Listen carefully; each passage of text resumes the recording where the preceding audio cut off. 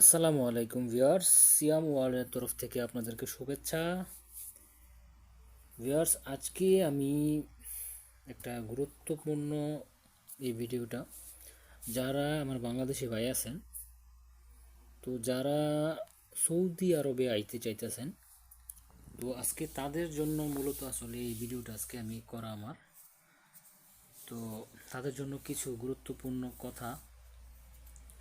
তো ভাই, একটা কথা মনে রাখবেন, আপনারা যারা প্রবাসে আসতে চাইতেছেন, তো একটু চিন্তা ভাবনা করে আসবেন বা একটু বুঝে শুনে আসবেন। তার কারণ কি জানেন ভাই, এই প্রবাসটা না, যতটা মানুষ সহজ মনে করে ততটা কিন্তু সহজ না। ঠিক আছে? তো ধরেন আপনি যার মাধ্যমে আসেন, এজেন্সির মাধ্যমে আসেন, দালালের মাধ্যমে আসেন, আপনার আত্মীয় স্বজনের মাধ্যমে আসেন, আপনি যেভাবেই আসেন একটু বুঝে শুনে আসবেন। ঠিক আছে? কারণ কি জানেন, আপনারা যে আনবে হয়তো বা আপনার মামা, হয়তো বা আপনার চাচতো ভাই, হয়তো বা আপনার খালাতো ভাই, হয়তো বা মামাতো ভাই হইতে পারে, আপনজন। তো আপনজন না হইলে কিন্তু আপনি তাকে বিশ্বাস করবেন না। ঠিক আছে? তো ওই মানুষগুলো আসলে আপনি যখন এই মানুষগুলোকে বিশ্বাস করবেন বা বিদেশের কথা বলবেন যে মামা বা ভাই আমাকে একটা ভিসা দে, হ্যাঁ, ভিসা আমাকে একটা দিলে আমিও যাইতাম তোদের ওখানে। তো যখন প্রথম আপনাকে কি করবে, তখন তারা আপনাকে একটু, আরে না, ভিসা তো এখন নাই, আচ্ছা দেখি আমি কোন ব্যবস্থা তো তোর জন্য করতে পারি কিনা, দেখি আমি চেষ্টা করবো, সমস্যা নেই।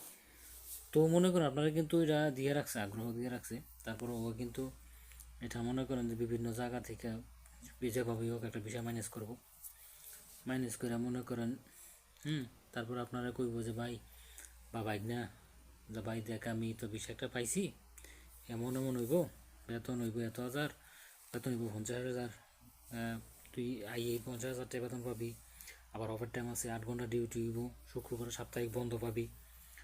হ্যাঁ, তো এই যে মনে করেন মূলত আসলে এই লোভনীয় যে বিষয়গুলো আসলে, হ্যাঁ, ঠিক আছে, তো এই লোভনীয় বিষয়গুলো কিন্তু আসলে প্রত্যেকটা লোকই বইলা থাকে।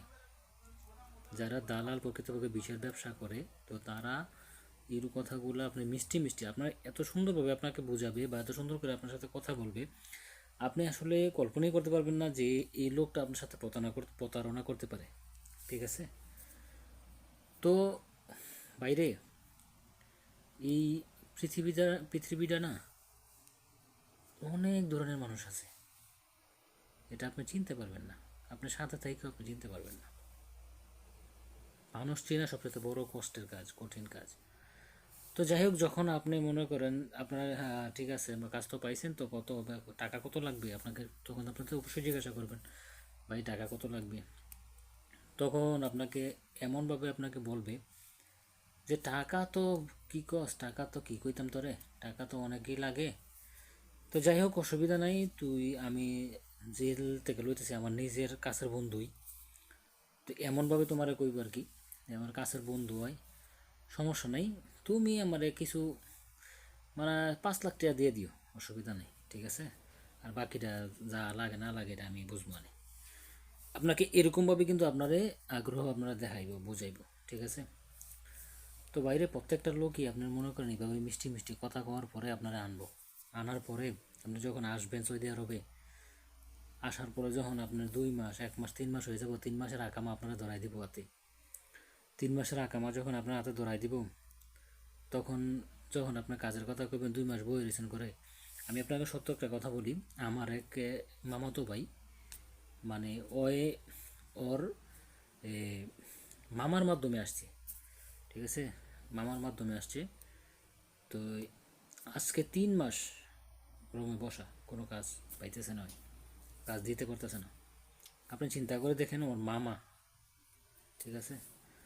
তো আসলে বাইরে এই বিদেশটা না, যতটা সুন্দর মনে হয় আসলেই 50,000, 60,000, 1 লাখ, ততটা কিন্তু না রে ভাই।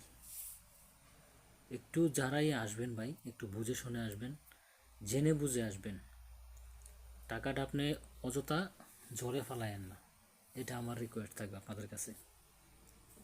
যার মাধ্যমে আসবেন একটু বুঝে শুনে আসবেন, যাচাই বাছাই করে আসবেন, আপনি ভিসাটা চেক করে আসবেন আসলেই আপনার আদৌ ভিসা কি আপনার জাল, নাকি সাপ্লাই ভিসা, নাকি কনস্ট্রাকশনের ভিসা, নাকি কোনো কোম্পানির ভিসা। আপনি এই জিনিসটা বুঝে আসবেন। আপনাকে যে কোম্পানির কথা বলবে এই আদৌ কি এই কোম্পানি এই সৌদিতে আছে কি না।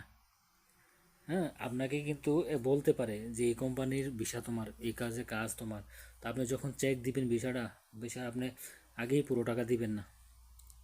আগে আপনি পুরো টাকা দিবেন না যে মামা আপনি কাজ করেন, ভাই আপনি কাজ করেন, টাকা আপনার সমস্যা নাই, আপনি পাইবেন, আমার কাজ পারফেক্ট থাকতে হইব। এবং আপনারা আরেকটা কাজ করতে পারেন, যদি আপনার আত্মীয় স্বজন বা কাছের লোক হয়, তো বেশিরভাগ লোক যোগ দিয়েও এটা নেয় না।